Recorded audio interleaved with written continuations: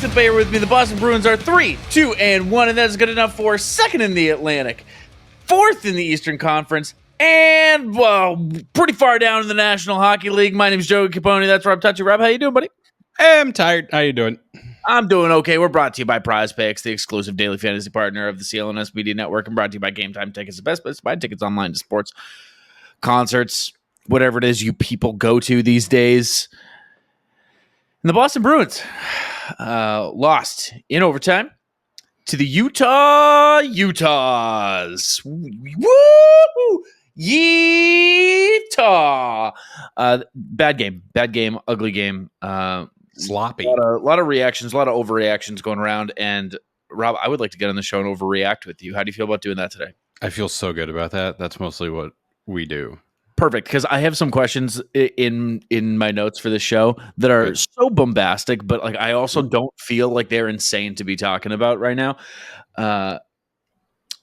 Doing this new way that we've been doing the show, where at least the last two episodes, it's been just one game.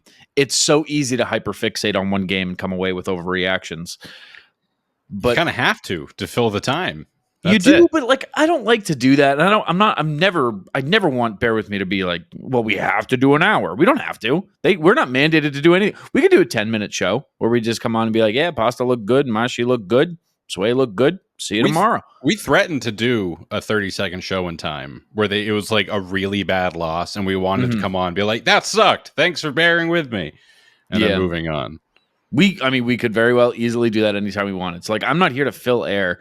Like, I think these are like legitimate things to talk about because simply put, the team is not off to the start we expected. And the areas where we felt the most confident in them, they are falling short. So it raises some questions about the overall construction of the team and whether they're going to be as good as we thought, and if their strengths are going to align with what we expected their strengths to be. I don't necessarily know where you want to start. I mean, we could focus just on this, on the ins and outs of the game, blow by blow. But like in terms of an overarching picture of the game, season high in turnovers, tons of penalties again. They're up to they've been shorthanded 29 times in their 6 games. League leading, right? I believe that is league leading. I think it is by like quite a good margin. Like it's not like we happen to have like one more penalty than another team. It's like we're running away with it. Yeah, it sounds like us. So yeah, I mean, anywhere of those things that you want to start. I don't know if this game deserves like blow by blow, other than like the goals. No, it does not. But like, where are your feelings at? What are you thinking? What's the taste in your mouth? Paint me a word picture. It was just a very strange game to watch, and not just because of the time, which definitely throws you off a little bit, but it felt like neither team was getting consistently great footing. But at the same time, like if you go and watch like the 10-minute recap, it looks like the Bruins are doing really damn well, and like they did look really good on the power play a couple times. And I don't know, it's one of those games that like as it's happening, it's so mid that it's barely registering with you, and then when the game ends, you're like, I don't even know how I feel about this game. Like it was like such a middle of the road game that my brain barely processed it. It did process the OT losing goal, which again, I was thinking about this. It's maybe my fault because I did add the stipulation that if the game is going to end after midnight, they need to win. The game ended at 11:40 p.m. So that's on me. I should have added a buffer of about 30 minutes or so. Yeah, after 11:30, that would have been real nice. Yeah, dude. Yeah. And any non-7 p.m., any start beyond 7 p.m., they have to win. They have to win. There's something about, this is so stupid and not relevant right now, but this is what this show is. Welcome to Bear With Me if you're a first-time listener. There's something about an 8 p.m., like a primetime game start that feels way later than it is. Like an 8:15, 8:30 puck drop, like might as well be 10 o'clock. I don't know what that is, but like I think it's like the amount of commercials built into a primetime game. It just feels a little longer. But anyhow, looking at the penalty minutes thing, just because like you did bring it up and I wanted to talk about it. I don't have the number of actual times they've been shorthanded where they rank, but in terms of penalty minutes, they have 83, which is second behind the Utah Hockey Club. They have 85. It literally was one penalty. It is one penalty different. All right. And just to give you some perspective here, Sitting at the top of the spectrum in the other direction is the Winnipeg Jets with 18 penalty minutes. They're not even trying. I mean, listen, boys, get your hands dirty. Knock But some that teeth is, out. Come on. it is absolutely insane when you look at it like that. Also, their power play is, I mean, just unbelievable. They have the best 43.8% their power play. The right Jets? Now. The Jets. The Winnipeg Jets of Winnipeg? 43.8% power play. In the National Hockey League. The National Hockey League. Yeah. This world is so fucked up. This is fucking gross. Yeah, so that's how things are going right now. The thing with the penalties, though, is, I mean, you were talking about the OT winner, which is like probably a fine place to start, is that so many of the penalties are just like meaningless. Like, I don't mind, matching minors in the scrum or, something rough to get the boys going, whatever. Or a hook on a breakaway to prevent an easy scoring chance. Yeah, all the penalties that fans will nod along and go like, hey, got to take it. Those are one thing. A lot of these are just, they're not like egregiously dumb where you're like, what is he doing? Oh my God.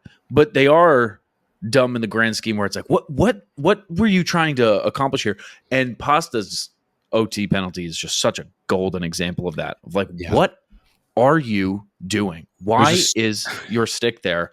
It's overtime. You're in the offensive zone.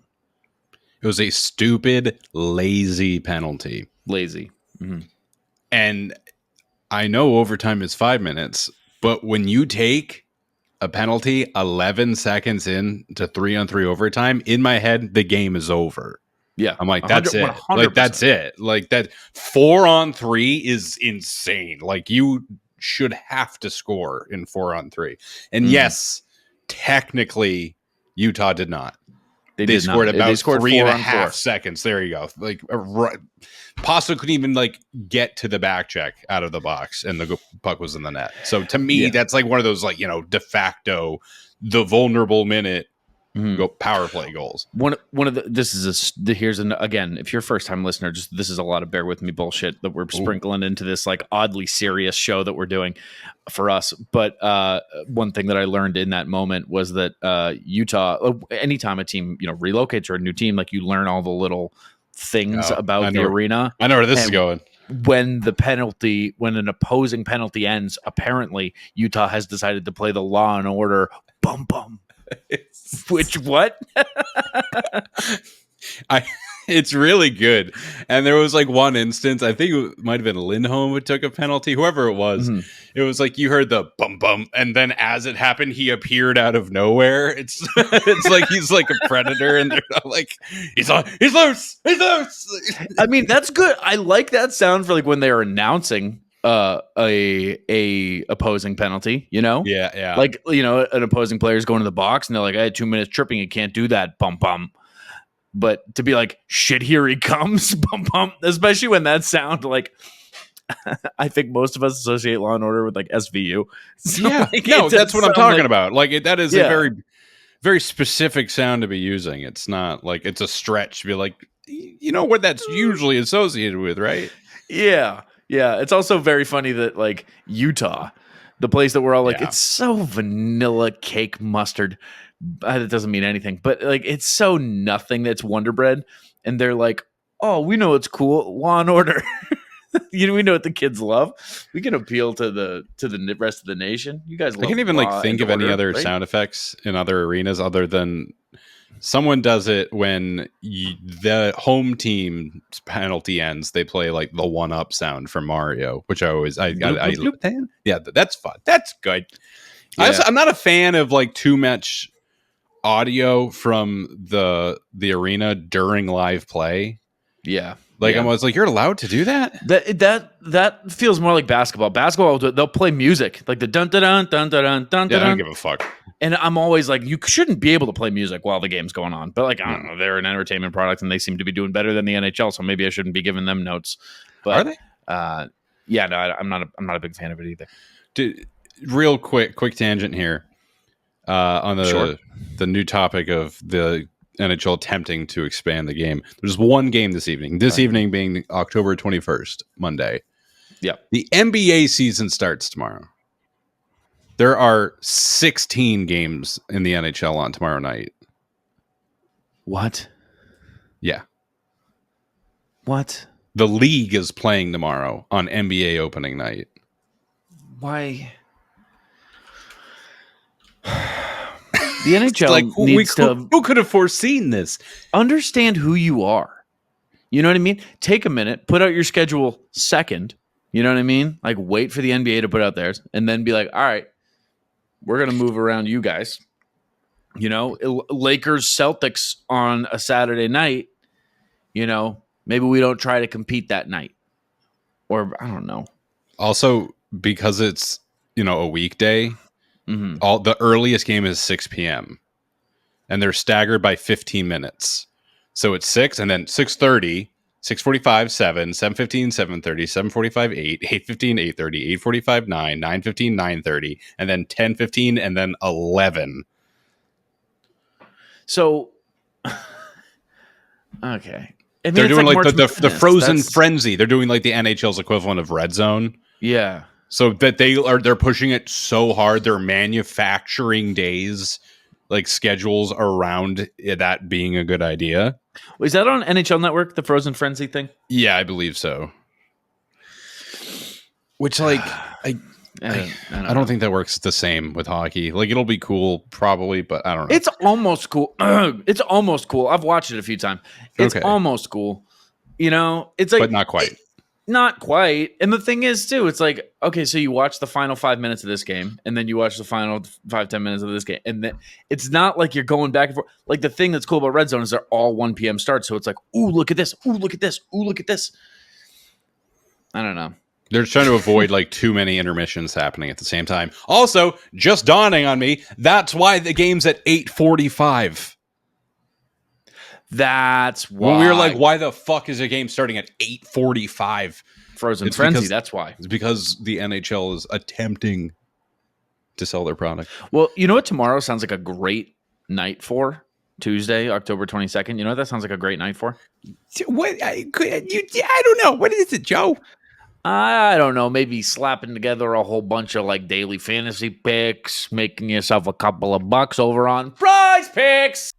You can now win up to 100 times your money on Prize Picks with as little as 4 correct picks. Hey, sign up today. Get $50 instantly when you play $5. You don't even need to win to receive the $50 bonus. It's guaranteed. Cook up hot takes with your friends and win real money this football season when you and your crew run your game on Prize Picks. This week on the Prize Picks football board, Justin Jefferson for more than 83.5 receiving yards, and Patrick Mahomes for less than 267.5 passing yards. Download the app today and use code CLNS to get $50 instantly after you play your first $5 lineup. Again, download the app today and use code CLNS to get $50 instantly after you play your first $5 lineup. Prize Picks, run your game. Just to put a bow on the pasta stuff. Yeah. I just want to say flatly and plainly, like, he cost the team the game. He did. And like, not single-handedly, because like that's not a game that you should be in that position in anyway. Like, I think we all kind of penciled this as a game that they should win. But like you said, you put your team. Jesus, sorry, I live on a racetrack. You put your team 4 on 3 in overtime, and the game's over. And like, you've needed the exact opposite from him and the other guys on the top 6 to like step up and carry the weight. And instead, it's like everyone but them who's contributing offensively. Marshy, who also slow start, brought a side out of Monty that I don't think I've ever seen. Like, yelling at a player on the bench and that player wearing a C on his chest. And like kind of shoving him a little bit.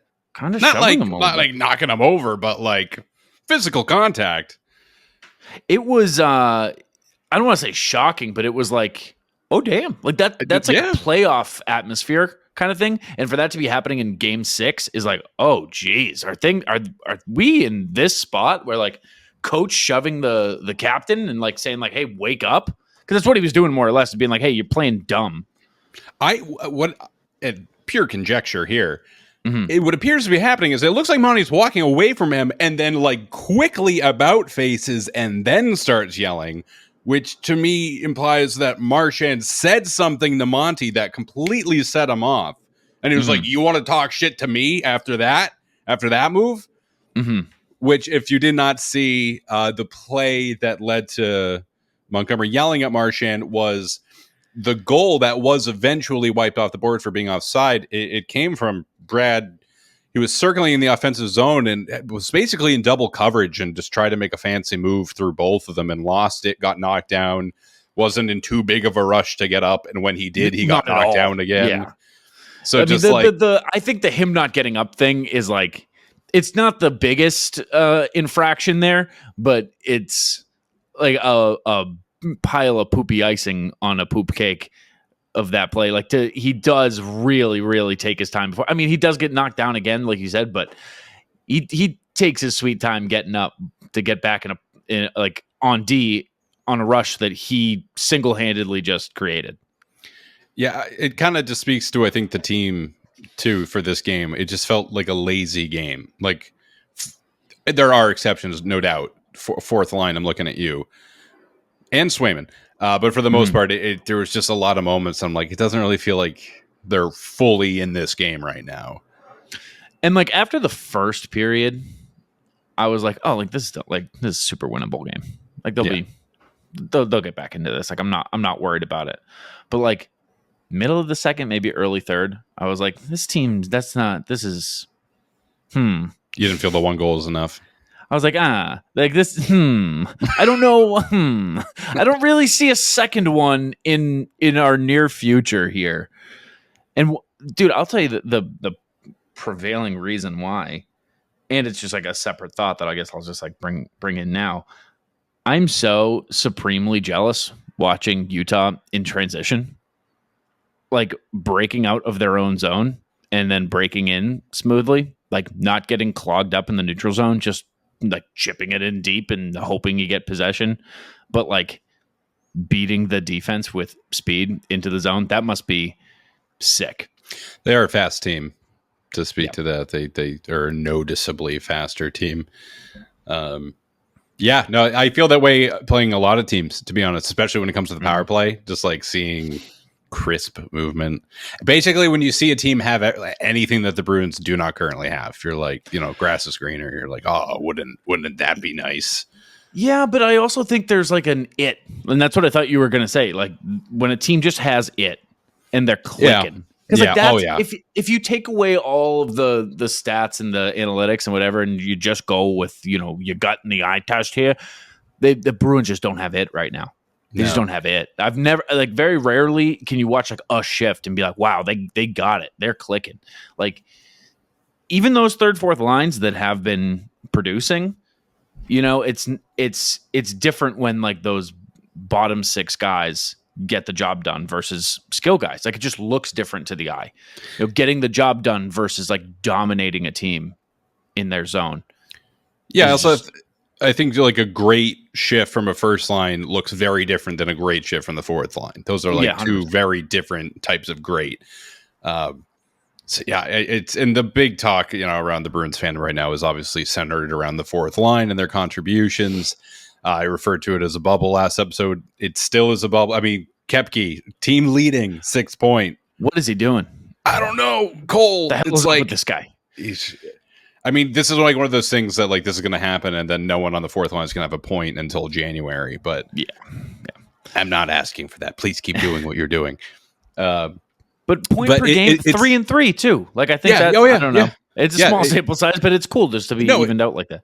It is, and it's one of those things where it's at the same time, as cool as it is, it's you can also use it as concern for the top six, if not top nine, being like you're getting a point per game from your fourth line, and you guys just to quote Scott, not quote, but Scott McLaughlin tweeted something out today, and this is about like 5-on-5. This isn't about any particular line, but I think this kind of speaks to the team in general. The Bruins right now in 5-on-5 play per 60 minutes are 31st in shot attempts, 32nd in shots on goal, 30th in scoring chances, and 30th in high danger chances. That's tough. Yeah. That sucks, especially when you consider all the that big the power ones. play sucks. Like, that's 5-on-5. That's where you're playing nearly the full game. It's either you're 5-on-5 or you're on the power play, which kind of sucks right now, or you're shorthanded. So to be like nearly dead last in like those incredibly important metrics, that's so concerning. And everybody right now wants to prescribe the issue and say like, oh, if you call up Lysell or if you swap these two guys, I don't think it's like a thing. Like, it's so prevalent across the team that I don't know that there's like a fix to this. And also, like, talking about it, like teams having it, looking that way, that can change game to game. Like, they could very well show up tomorrow against Nashville and just wipe the floor with them, which is what makes hockey so exciting, is that you never know, but also makes it annoying when you check into the game and you're 10 minutes in, you can already tell it's not one of those games. Like, you're like, oh, this is going to be, we're going to be sludging through this one. But yeah, it's a tough state for the team right now. For a couple other rankings, just to what you were saying. 21st in power play percentage, 17th in goals allowed per game, 10th in goals per game, which stunning. Thank you, fourth line. Yeah. I mean, every other set is just kind of going to be the same thing, but they're middle of the pack to bottom, kind of everywhere. So the thing is, losing to the Panthers is like, the reigning Cup champs at the beginning of the year. They're very good and they have your number and whatever. Losing to Utah doesn't matter that it's on the road. Doesn't matter it's the second game of your road trip. Doesn't matter. Barely a team. They're barely a team. You should have beaten them. They don't even have a name. They don't even have a name. Don't have a name. Don't have a name. No one. And we're all hockey clubs.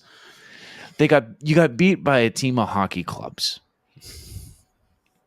They should change their name to the Utah Hockey Clubs. They could have just been Utah. Yeah. Well, I mean, you got to be something. The name of your team can't be Utah. The Utahns. I already made that joke this show. Oh, I don't listen to you, Joe. You know you ever this. You ever think about how all the Canadian teams are just named Canadians? Like, you got the Montreal Canadiens, which that's the Canadians. Canucks. The Maple Leafs, which is just like the on the flag. It's just like I thought you were going to save the one for last because it's the least applicable. No, I know. I'm going east to west. Ottawa Senators. Senators are just citizens of Canada, so that they are also just Canadians. Oilers, that is people who work in Canada. You're just, again, the Canadians. Canucks is like a borderline slur for a Canadian. I thought it was growing up. I think it kind of is. And then the Flames, I don't know. It killed a bunch of Canadians, so I don't know. The Flames, I guess, are the outlier. And the Jets, whatever. Who gives a shit? Did they have a fire up in Calgary? Because I know they were the Atlanta Flames. That's exactly, yeah. So not even, yeah. They are named after. They're appropriating that killed people in Georgia. Our Civil War era war crimes. Yeah. It's weird when that happens, i.e. the New Orleans Jazz moving to Utah and becoming the Utah Jazz. It's like, that's not you. The Los Angeles Lakers, another great one. Big, heavy basketball show. Do you guys like basketball? Because the NBA season is here. And if you want to go to a game, the app that I use is Game Time. There's nothing like seeing a game live. I mean, watching it on TV is great. We have all the technology. We have our phones. We have access to everything. But being there in person, it's definitely the way to go. Game Time has a new feature called Game Time Picks that makes getting tickets to see your favorite teams play live even easier. Game Time filters out the fluff to show you only incredible deals on great seats. Take the guesswork out of buying tickets with Game Time. Download the Game Time app, create an account, use code CLNS for $20 off your first purchase. Terms apply. Again, create an account and redeem code CLNS for $20 off. Download Game Time today. What time is it? It's game time. Hey, Rob. Hey. Here's a grand headline-ish question for you. Hit me. Were expectations for the Bruins defense too high? Starting to seem that way. I'm feeling the same way. I'm going to answer that question with another question. By all means. How many games can you get into a season where you still fall back on, hey, it's early. Hey, it's a little too soon to tell. I think like 11. 11 games? Yeah, like a quarter of the way through or an eighth of the way through the season. Okay. I like the first 10, quarter, so yeah. like 20 games. Once 20 games in, you're like, hey, it's early. It's not, It's only You're game halfway 78. to halfway. All right, we got time. Yeah, we got time time. to figure it out. Yeah, I think, there's obviously new faces and, all that and whatever, but it seems less like a chemistry issue and more like, okay, the identity that we all had in our heads of the big bad Bruins might just not be the case because on an individual level, guys, it's not how they're playing. And it drives me insane anyway, Rob, you know this, like, I was raised by like an old-fashioned hockey dad, like I think I've told you this story before, but like I so vividly remember there was this one game. My dad still we still joke about it, where like scoring chance in front of our net, right? And I was a center and kind of played it a little soft, right? Create a big scoring chance, right? And my dad smacks the glass so loud, fucking everybody here, like stops the arena. You know what I mean? Like we thought this man had a gun. Like he smacked so hard, sounded like a gunshot. And my dad yells, "Why is he still standing?"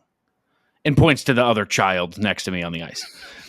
And I was like, I don't know. So like I was raised with this mentality of like, put them on their fucking ass. That's what you do. Right. So that was, shouted into my head with an audience of a couple hundred people. So I'm like, that's what you do. That's what you do. That's what you do. So watching professional hockey where it doesn't happen, I get that same thing. And I'm like, why is he still standing? You're supposed to be scared of your dad in this moment. Kill him. You're supposed to kill him. And I already feel that way all the time.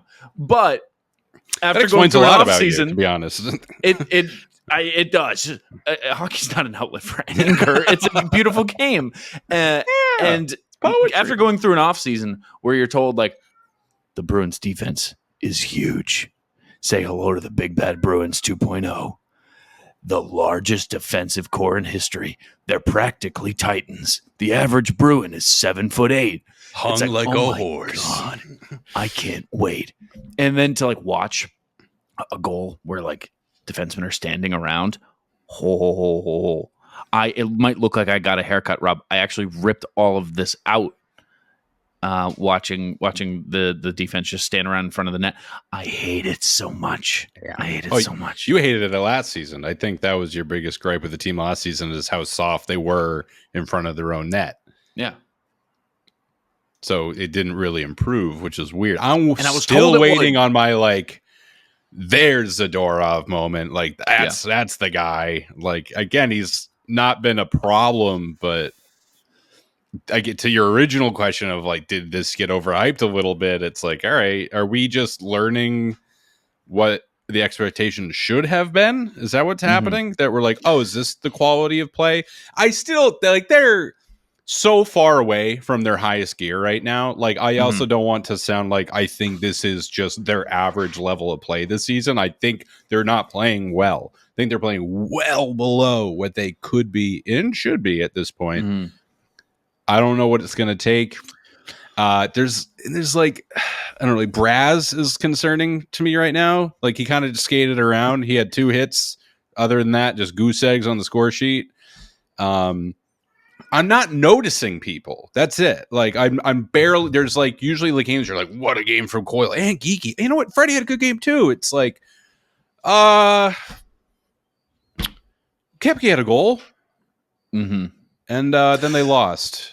I would be inclined to believe this is not what the expectations should have been or anything like that, strictly because of how Monty is reacting to what's going on. He ain't too pleased. He's pissed. He's every day pissed. I think we undersold earlier when we talked about him yelling at Marchand at just how mad he was. Like, like if you have not seen it, go watch it. He is livid. His third season here, never seen him quite like that. At least not in my memory. But I mean, his pressers too. They've been short. He's not like, oh, we had a good game, but it could be a little better here. Dude's mad. I mean, yeah, I'm watching back the clip right now of him yelling at Marshy. He's screaming at him. Like, you see what I mean too about how he like whips his head around. He's like, "What the fuck did you just say to me?" Yeah, he didn't just remember that he's mad. No, something set him off. We need a lip reader there too, because nearly everything he says is in clear view. Like, you can see his mouth moving. So I would love to even know a few of those words. Yeah, the first one just looks like fuck, but going through the replies because there's usually a John Boy wannabe in here somewhere. No, everyone just says, "Wow, cool."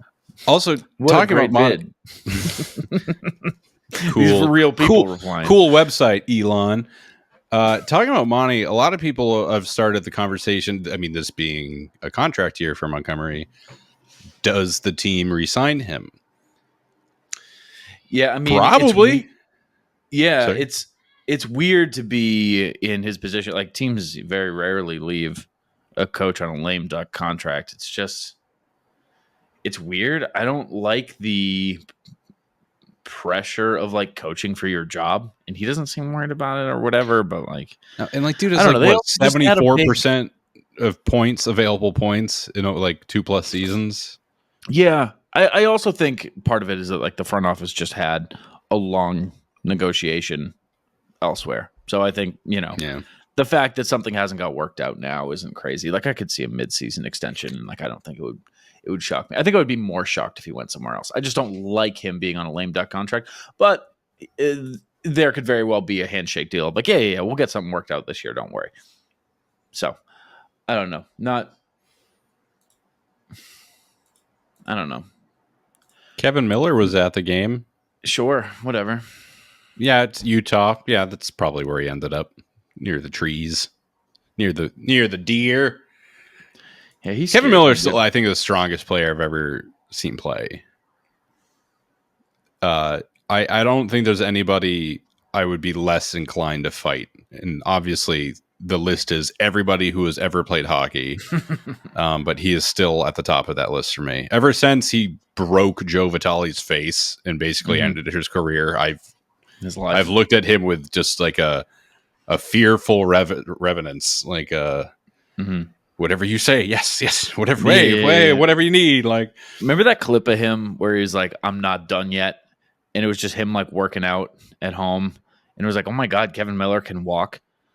Remember what I'm talking about? No, don't. It was like just out of nowhere. He was just like, "Don't forget about me," and he was doing like some crazy like one leg squats, jump squat things, and it was like, "Oh my Lord, dude, where have you been?" I don't know. This was a couple of years ago. It's a weird thing, but that's what jumps to my brain with Kevin Miller. Weird. That and it's so weird. Marsh and Milko, whatever it is. I forget about it. They kind of stopped promoting it so much. It was fucking everywhere for a while. It's just weird that like that's the business part. Whatever. I don't know. They're both like hunting guys, so I don't know. They are. Makes sense. Do the Bruins sign Tyler Johnson soon? Probably, maybe. Who knows? They need something. Cares? Like, do you care? A little do bit. You honestly care? Yeah, I mean, I liked him in the preseason. I liked how he played, and like at this point, like we talked about, like, is there a fix? Which there probably isn't. Still, I don't know if the fix is shuffling the bottom six. Definitely not the fourth. I mean, the fourth line is the fourth line. If they fuck with the fourth line at all, they're stupid. Do we have a name for them?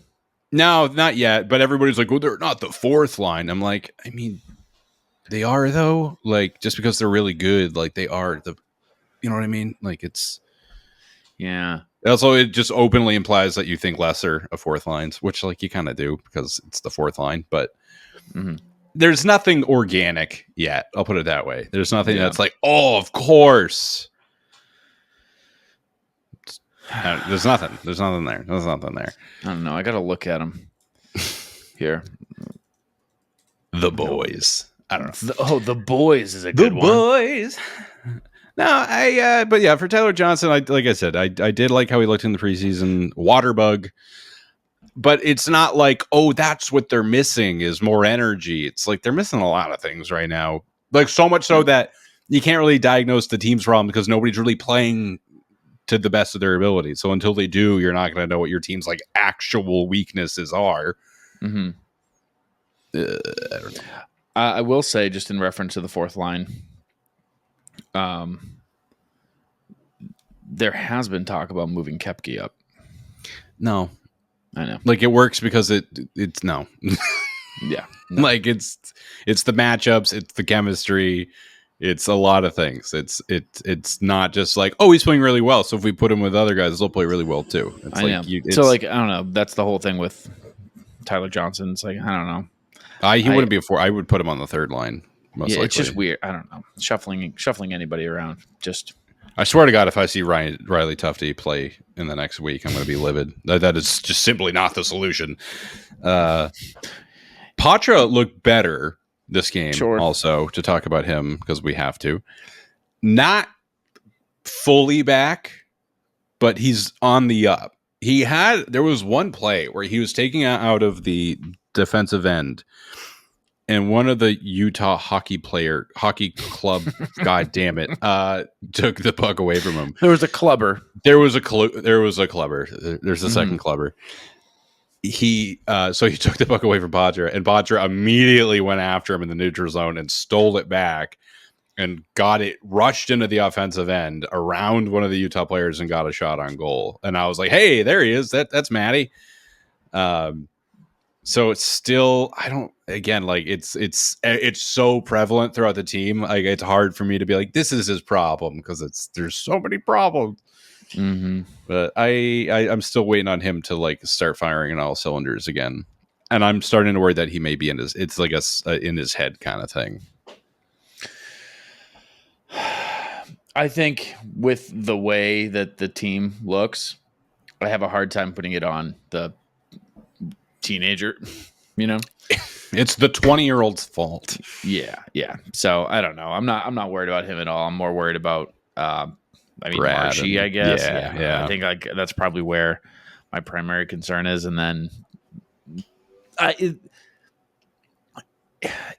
don't want to put it on this guy too, but I'm kind of going to. But we haven't seen a Pasta takeover shift. Not one. Those do happen, and it's weird and kind of gross to sit here and be like, well, why doesn't the star player just go nuts? I don't know. You see somebody like Nathan McKinnon just take over a shift and just will his team onto the scoreboard, and you're like, that is possible. That is kind of what I want from my star guy. Not every night, but he's making the money. He's making enough money where I feel more comfortable being like, you need to do more. Yeah. Even when he's scoring nearly a goal per game, I'm like, I know you got to do more. You got to do more. It sucks because that's just Pasternak in a nutshell. It is. It is. Yeah. The score sheet is going to tell you oh man, yeah, he did do stuff tonight. But you just also want him to do something more and be like, dude, just dominate for a minute. He had 2 shots on goal this game. Horrible, and he missed the net once. So that is 3 attempts. Sorry, not necessarily because it could have been blocked. Koepke, here's my one and only. Oh, that's interesting for this game. Koepke led the team in shots with 5. Oh, that's interesting. He led the game because no one on Utah had 5 either. No, which and it's again back to the point of trying to make about you can praise the fourth line, but then in doing so, it kind of casts a negative light on everybody else. Mm-hmm. Cole Koepke should not be leading the team in shots on goal. He really should not. So and also I wanted to point out that Braz played only 11 and change that game, which is definitely less than he usually plays. So it's you look at the time on ice, it's the fourth line's getting more time than the third. There was even the broadcaster saying this might have been the previous game. It was tied game or a 1-goal game. No, it would have been tied in the closing minutes, and Koepke's out there with a minute to go. And it's like, that's all you really need to know about what Monty thinks about Koepke, is that he's like, yeah, send out the fourth liner. That's who we want right now. Yeah. I have some other bench clearing stuff. Clear that bench. Matt Myers. Matty Myers. Matty Myers, in case you don't know him, video replay analyst for the Boston Bruins, Manchester, New Hampshire native, alum of Trinity High School in Manchester, New Hampshire, which, in case you don't know, home of the Pioneers, home of your favorite Bruins and Red Sox podcaster. I don't do Red Sox podcasting. Exactly. Well, that's why favorite Bruins and Red Sox podcaster. That's why I gave you a little nod there. Yeah, I went to high school with Matt Myers. Kind of knew each other, but like I knew his brother more than I played with his brother. But yeah, Matty was inducted into the New Hampshire Hockey Hall of Fame, which is quite the honor, and is also how I found out that there's a New Hampshire Hockey Hall of Fame. That's great for him. Deserves it. He's good at his job. He's very good at his job. We were talking before we started recording that it's gotten to the point when I hear that the Bruins are challenging a goal, I feel like extremely confident it's coming back. The only time it doesn't, if it's like I don't feel that way, is if it's specifically about goaltender interference, because that is just a fucking coin toss. Sure. But nobody knows what that is. I don't know if you saw the Battle for Alberta. Alberta. But yeah. No, you see it around the league. It's not just the Bruins, people. It's you see it around the league. There's been a lot of it already. Just a lot of like somehow both that didn't get called back and also that got called back. So it's they don't know what's what, but it's almost like they're constantly making the wrong decision. I've never seen a goalie interference go. Well, never. I guess you wouldn't also see it. They wouldn't put it around and be like, here's a good call that was made. But like you see a lot of bad ones in both directions, I guess is a better way to put it. But you know, Matt's great at what he does. He was in like a coaching role in high school. Like as like a senior, he was already like coaching and stuff. He just knows the game really well. So I remember pretty shortly after high school, he was working with the Nashville Predators. And it's like, oh, that's cool. And then when he came here, it was like, oh, damn. Sweet. Like that's awesome. And now that he's like really solidified his role here, deserves it. It's earned. And it's cool that he got the recognition to the New Hampshire Hockey Hall of Fame. So congratulations. A thing that we all knew existed. Yes. It's like when I tell people I have family members in the New England Billiards Hall of Fame. They're like, oh. I'm like, yeah. But hey, they're in it. Yeah, I was what's the word? Like qualifying a guy recently to somebody. I was like, dude, no, he's like a good musician. He's in the New England Music Hall of Fame.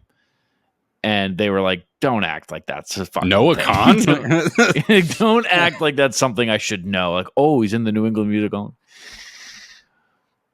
The Nemo? Nemhoff? I'm trying the Nemhoff. Yeah. Nemhoff. Finding Nemhoff. God damn it. All right. All right. Let's go back to naming basketball teams. When are we going to be here next, dude? Also, we didn't even see Jazz Bear this game. Also, what's the point of having a horrifying mascot if I don't have the opportunity to cower from it? Probably for the best. Mascot should be scarier in general. I think we're in the right trend with Gritty in fucking Jazz Bear, but I shouldn't want to leave my kids with you. No. Not that you should leave your children with any mascot. You shouldn't leave your children with anyone. Just don't believe your kids. Don't do it. Hey, bear with me. It says, don't leave your kids with mascots. Don't leave them with anyone. We'll be back Friday morning for you guys. Is that what we're doing? Recording Thursday night. We got the Nashville game and then back home against Dallas. Yeah, you want to record post game on Thursday? Yeah, let's do post game Dallas. Hell yeah! And then so you guys will hear that Friday morning, so we can perfectly preview the Leafs game. I'm excited for that one. I am excited for that one. Saturday night Leafs game. So we will be back after the 8:45 Nashville game on Tuesday and the 7 p.m. Back home game against the Dallas Stars. Welcome back, Tyler Seguin. it's so far away in I know, time that was like kind I'm of a like, joke. It was oh, like, I it's was the gonna- I was same making a joke Tyler that it was Seguin. like his first. It's the same guy. Oh, how about that? Yeah, he's still around. Oh my God, good for him. He's actually he just turned 21. Crazy how time flies. That's so funny. That's Yeah. I'm proud of him. How old is he actually? I don't know. I don't want to see the answer to this. I want to say like 34. That's my gut. No way. Mid 32. 30. 32. All right, I wasn't too far. Yeah, that's still crazy, but like I don't know. He's 19. He'll got traded like 11 years ago. Also, like that's not. been Oh, a did little you bit. see that Forbert left the Canucks? Yeah, some personal issue. Yeah, that's so. Wish him the best. Yeah, I don't hope think Forbes is anything doing came good. out, which isn't surprising. But I love Forbert at least. Oh, and Olmark's dealing with an injury too. Oh, I didn't know that. Oh my God. Yeah. Yeah. We really did win that trade, didn't we? It must be so annoying for Senators fans to look at like Hatzlick's performance and be like, dude, like, you kidding me? Are you serious? The And whole like, time, as they were like, watching that, the Sens are like, "We're gonna give Olmark the same deal as Swayman." It's like, you're gonna what? it's adorable. And then Olmark is like, "Thanks for the check." I hate to tell you, the knee's bothering me a little bit. I don't know if it's his knee. I don't think it's. You look down, he only has one leg. You're like, I don't know what happened. It's I slept on it funny. I don't know. I would have told you guys if I noticed it. I try to sleep it off. I don't know. We'll be back Friday morning. Until then, keep on being you guys. Don't leave your kids with anyone. Especially mascots. Especially mascots. But again, anyone. We love you guys. Thanks for being our good friends. Thanks for being our best friends in the whole world. Thank you for being you. Thank you for, bearing with me. Don't leave your children with Jasmine.